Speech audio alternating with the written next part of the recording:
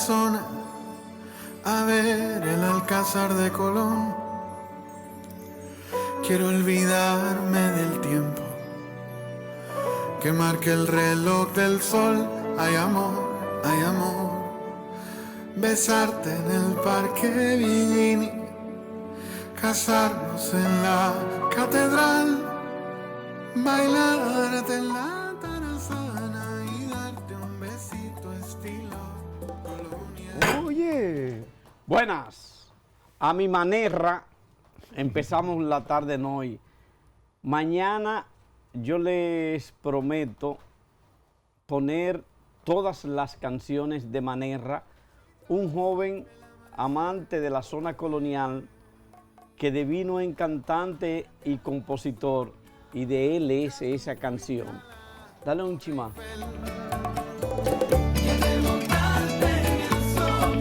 Ahora camina conmigo la Noel, de la manito mi bien. En un feeling de historia que semeja a quien enseñó a cantar a Juan Luis Guerra, Víctor. Qué precisión, eso mismo pensé. Víctor es el autor de ese estilo, y Vitico fue contratado para enseñar a cantar, y Juan Luis le copió el fraseo en el buen sentido de la palabra y terminó con muchísimo éxito el estilo de Juan Luis, que no era más que el mismo estilo de Vitico original.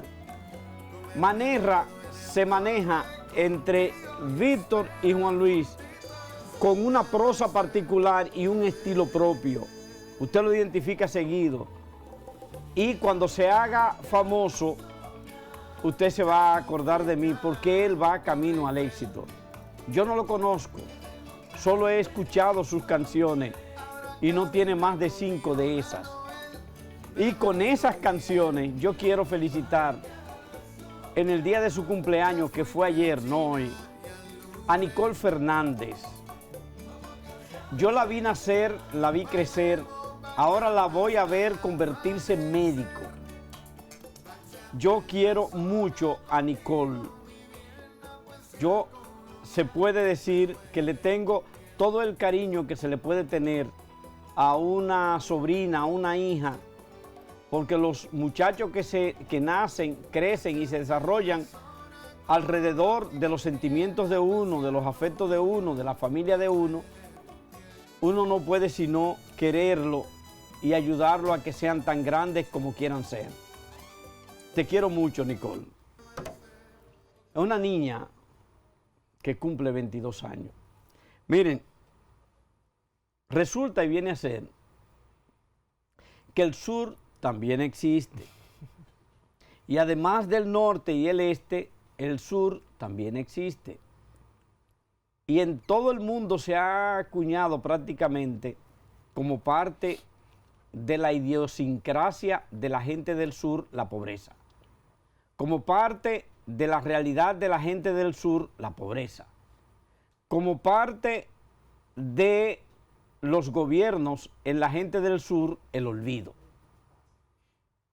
Y bastaría ver ejemplos de naciones distintas que si usted se va a ella y va al sur, parecería que estuviera yendo, y perdónenme el plural, como lo voy a decir, el gentilicio, a todos los sures del mundo.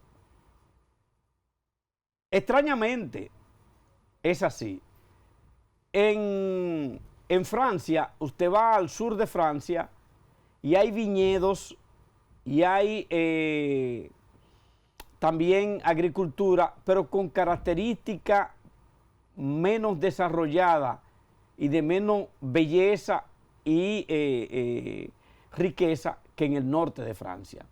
Se va al sur de Alemania y se va a encontrar más o menos con cuadros así, y lo mismo pasa en Rusia, pero también pasa en Inglaterra. El norte de Inglaterra, al ser más rico, fue visto con ojos de avaricia e intentado colonizar lo que es Irlanda, y de ahí para acá solo es guerra. porque era de más provecho, productividad y posibilidades que el sur de Inglaterra. Y hay casos particulares en el mundo con relación al sur. Usted se va a Italia y se va al sur, y el sur es igualito que aquí, miseria, o pobreza, cuando menos. Pero más aún, al haber tanta pobreza, en el sur de Italia fue donde nació, surgió y se desarrolló la mafia. Porque no tenían de otra que buscársela como fuere. Y en el sur, Calabria, en todo ese sur, cuando usted va incluso a las islas que quedan en el sur de Italia,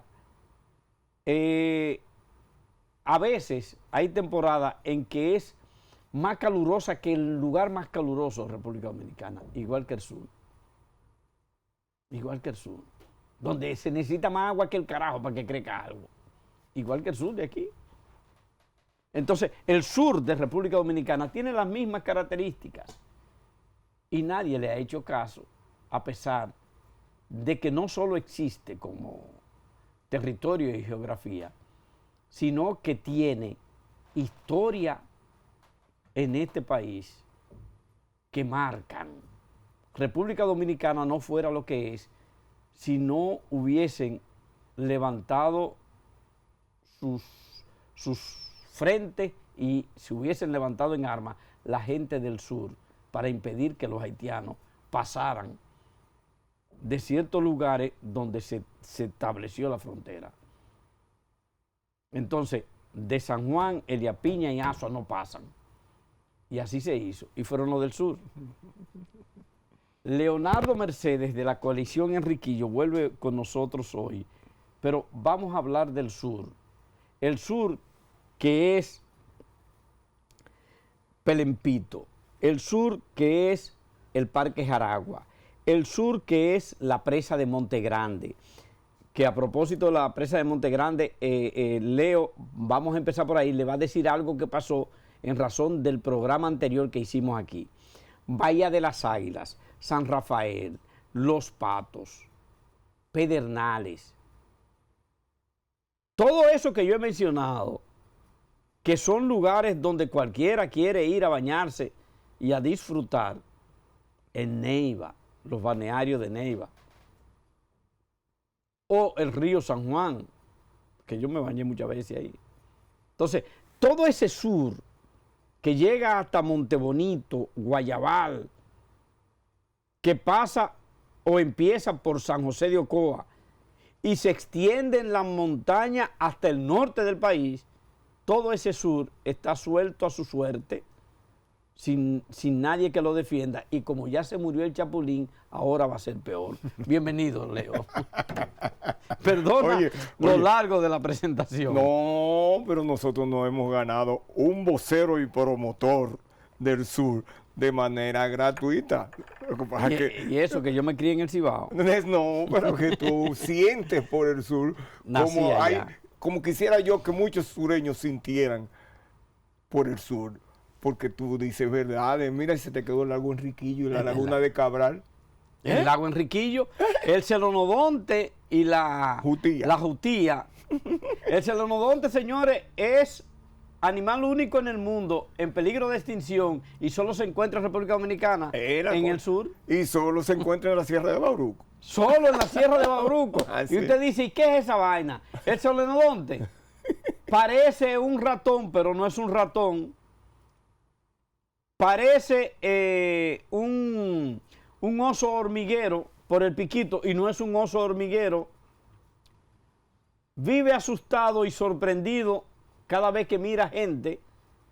Cuando usted lo mira al solenodonte, él lo mira a usted y usted ve que no está asustado sino sorprendido. ¿Y este quién es? ¿Qué será este? Un animal cuya origen se teoriza de que es anterior a los primeros pobladores de la isla. Sí. O sea, que son de las rémoras que quedan de los siglos y siglos. De cuando empezó la formación de este territorio. Desde esa época está el solenodonte. Señores, pero un pajarito, y yo le digo porque lo he visto, que usted lo mira y él lo mira y no se sabe cuál de los dos está más sorprendido mirando al otro.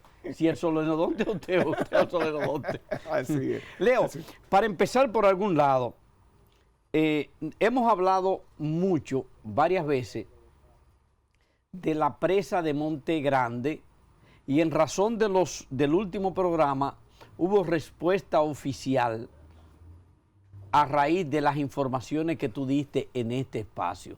Vamos a empezar por ahí antes de pasar a las otras bellezas y riquezas, proyectos y razones del sur de la República Dominicana. Perfecto, perfecto. Incluso esa reacción y esa acción de parte del señor presidente de la República es un indicativo de que parece efectivamente haber interés en que esa obra concluya.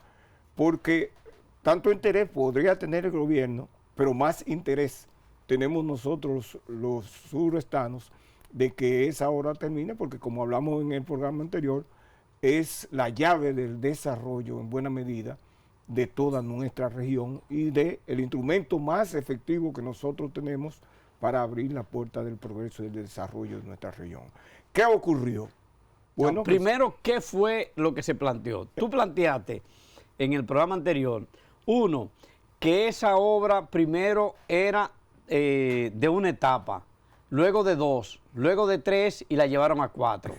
Que tenía un presupuesto de cuánto de era? 350 millones de dólares iniciales.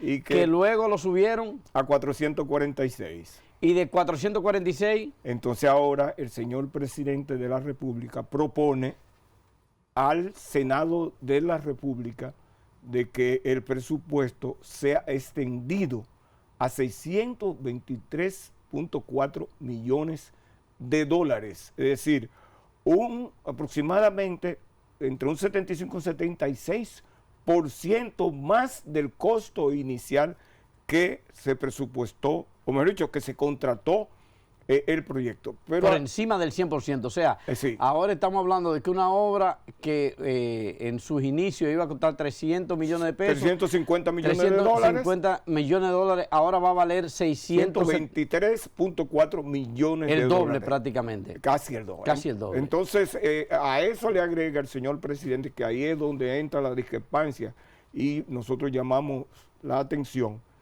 de que se está proponiendo una ley especial para modificar la ley de compra y contrataciones de obras y servicios del Estado, la 34006, que en uno de sus artículos limita los sobrecostos de obra a los contratados al 25%. Es decir, que si tú inicias una obra con 100 millones de dólares contratados, solo se acepta que por reajuste de precios, inflación, etcétera, etcétera, se pueda subir de manera justificada y bien documentada el 25%. Entonces, el presidente ahora está proponiendo que en vez de ese 25% se permita que la obra ascienda al 50% más. Es decir, ahí se meten en el 1.75% mayor de que fue el costo inicial.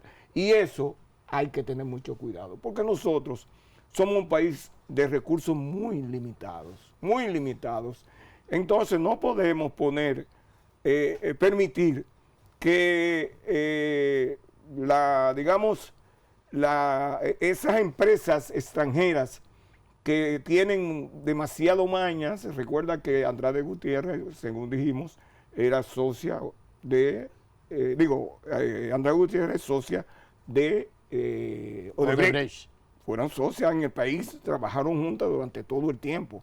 Entonces no podemos permitir que a través de artimañas que utilizan estas empresas para estafar a los estados, entonces eso se vuelva a ocurrir con nosotros cuando el pueblo se levantó para rechazar todas esas formas truculentas y corruptas que se utilizaron para malversar los recursos del pueblo. Entonces, Leo, ¿por qué subir el valor tanto? O sea, ¿qué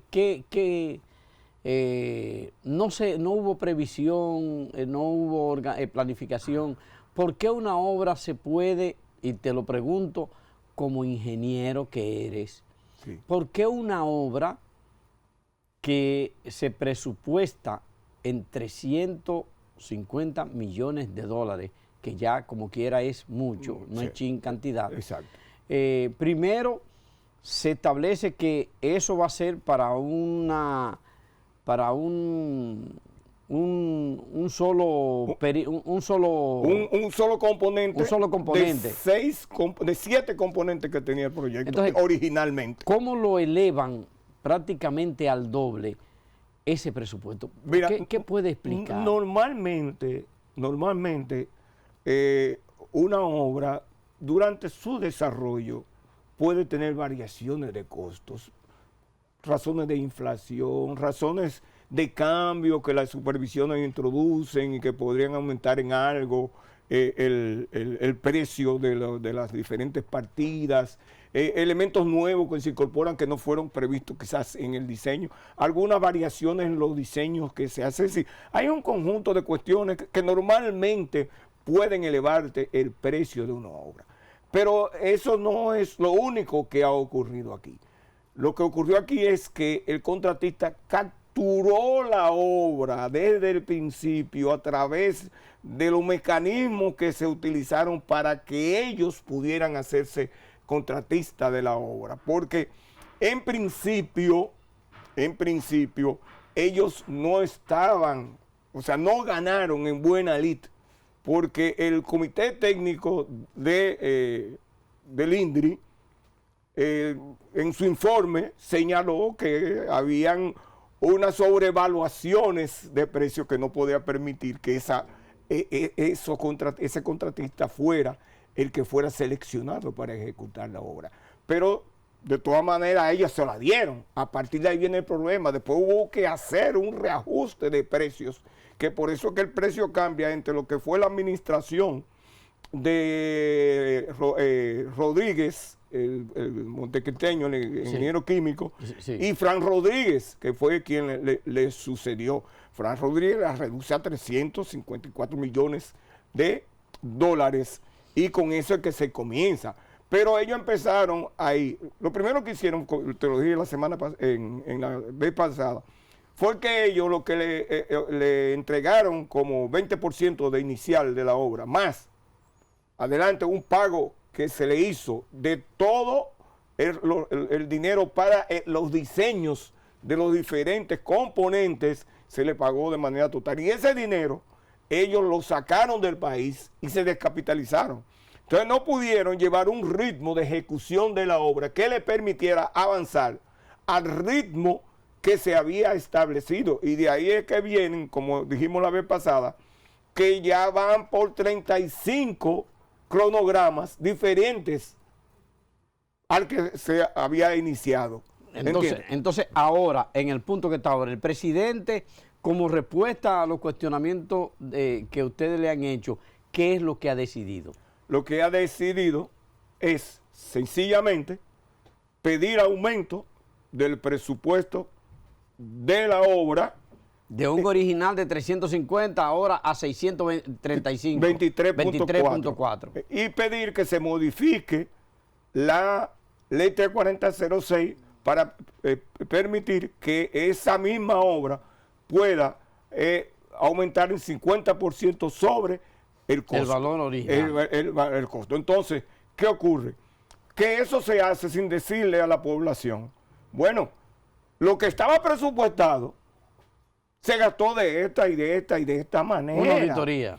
Es una auditoría forense, técnico-económica, que diga en dónde efectivamente está el dinero, porque se sabe, porque ya se pagó incluso una auditoría que hizo la supervisión alrededor de cómo se ha gastado ese dinero y dónde y el porqué de los aumentos exorbitantes que se están planteando a el costo de esa obra. Entonces, ahí están los elementos, ahí está la información, ahí están los informes de las diferentes comisiones del INDRI. ¿Y eso no lo han entregado? Eso está ahí, pero no sé por qué razón no le han hecho el caso debido de tal manera que separe lo que yo llamo la gran estafa que al Estado Dominicano tiene el consorcio Montegrande con Andrade Gutiérrez a la cabeza contra el Estado Dominicano, porque se está convirtiendo en un barril sin fondo, como hablamos la vez pasada. Eso es solamente la presa en sí. 23 millones.4 para la presa y una contratación nueva de la supervisión de la presa. Pero ya se ha gastado el dinero de la supervisión que estaba contemplado en el presupuesto inicial. En los 350. En los 350 millones. Entonces, se olvidan todos los otros componentes. O sea, el sistema de riego del Valle de Neiva, la hidroeléctrica a pie de presa, la conexión del acueducto del suroeste a la presa, las obras complementarias en el Bajo Yaque del Sur, y se olvida lo que es la indemnización que hay que pagarle a los damnificados por la construcción de la obra. Ok. Leo, hemos hablado de Montegrande y por tanto estamos hablando de agua. Un segundito nada más, permíteme, sí, para concluir el elemento. Entendemos nosotros que el Senado de la República debe jugar su papel de supervisión de los recursos del Estado Dominicano. Pero al Senado fue el que le están pidiendo que aumente. Que le están pidiendo que aumente. Entonces ellos deben hacer valer la solicitud que hicieron de que se haga la auditoría al proyecto de tal manera que se pueda... Antes de aprobar. Antes de aprobar eso. Además, es muy delicado esa especialización que se pide a la modificación de la ley 34006.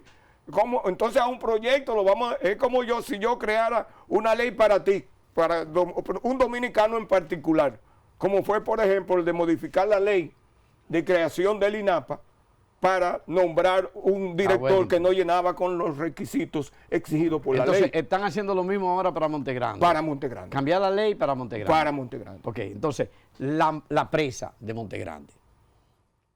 Estamos hablando de agua.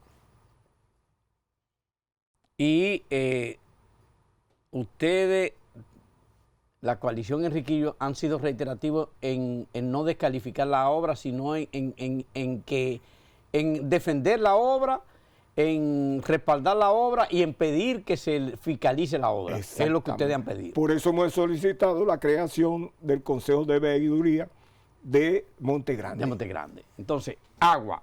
Ustedes están pidiendo y empujando el agua en función de una región que necesita desarrollarse. Exacto. Pero el agua para bebérsela. Para beber y para regar la tierra, hacer feraz las tierras del Valle de Neiva. ¿En qué puede desarrollarse la región que tú nos estableces dos mapas? Un mapa con dos componentes, el Bauruco oriental y el Bauruco occidental. Exacto. ¿Qué compone el Bauruco oriental? El Bauruco oriental es... Póngame el mapa si lo tiene, por favor. Es prácticamente toda la provincia de Barahona en su parte de sierra, porque Barahona tiene una parte en el Valle de Neiva. Míralo ahí. Aquí, no, ese es. Que lo amplíe. ¿Lo puede ampliar un poco para la parte del centro? De la península. En el centro. La que sale abajo. La que sale abajo. Entonces, estamos hablando de el oriental. El oriental es Barahona. Barahona, principalmente Barahona, desde lo que es la carretera de Cabral hasta Salinas, ¿verdad? Hasta lo que es Enriquillo. Okay. ¿Y el occidental? El occidental es toda la parte que se extiende desde Pedernales hasta Jimaní. Ok, entonces eso incluye de las cosas que la gente conoce. Agua para beber. Para beber. Agua para regadío. Para regar la tierra. Quiere decir para producción agrícola y agropecuaria. Exactamente. Agua para turismo.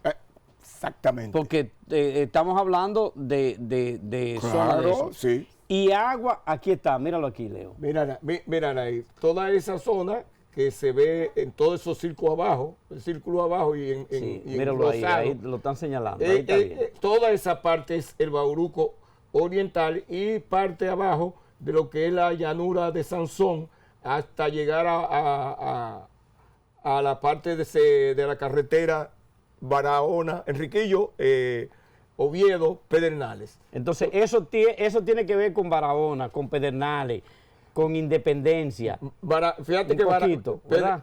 Pedernales está en toda lo que es la parte verde, que es la biosfera, Jaragua, Parque Jaragua, el de abajo, Parque Nacional Jaragua. aquí Jaragua, está. ese, ahí donde están ahí, hasta la línea verde que se ve más arriba.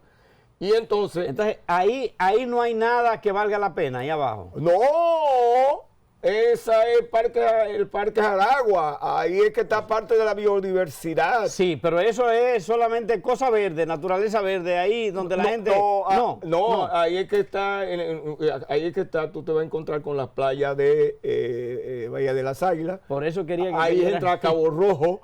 Ahí está Cabo Rojo, ahí está Bahía de las Águilas. Exacto. Ahí entra la isla de Beata y Altobelo, ahí entra la laguna de Trujín o de Oviedo y ahí entra la llanura de Sansón. Entonces, tú estás hablando de varias provincias que tienen terreno, primero que tiene que ser preservado por lo que significa en términos de biodiversidad, pero también en términos de lo que pudiera significar riqueza, empleo para la gente.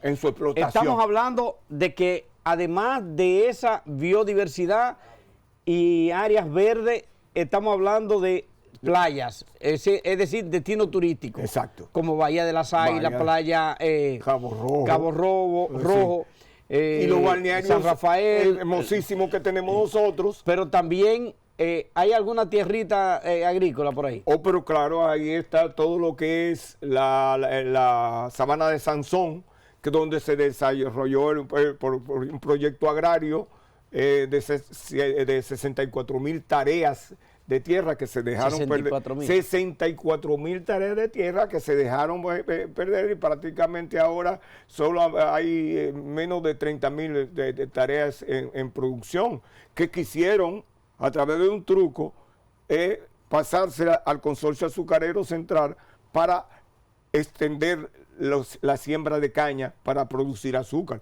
Y ahí, gracias a la posición vertical del senador de la provincia de Pedernales, Dionis Sánchez, y las autoridades de la zona, aún siendo algunos de ellos del partido oficial, se opusieron y le echaron para atrás lo que era una decisión de las autoridades agropecuarias del sector. Entonces, ustedes están hablando de la presa de Monte Grande para llevar el agua. Exacto. Para el desarrollo turístico. Sí. Para el desarrollo turístico y agrícola, agropecuario y agroindustrial. En el Valle de Neiva. Fundamentalmente. Incluso ahí hay posibilidad de que uno pueda beberse algún vino que valga la pena. Luego. O Neiva. En Neiva. En Okay. Neiva. Entonces, estamos hablando de agua no solo para el sembradío, sino para el desarrollo de una región entera. Vamos a la pausa, Leo, informativa y comercial, donde esa coloradita está esperando. Y luego de esa pausa volvemos con más del contenido para ver qué dicen las autoridades del desarrollo de esa zona.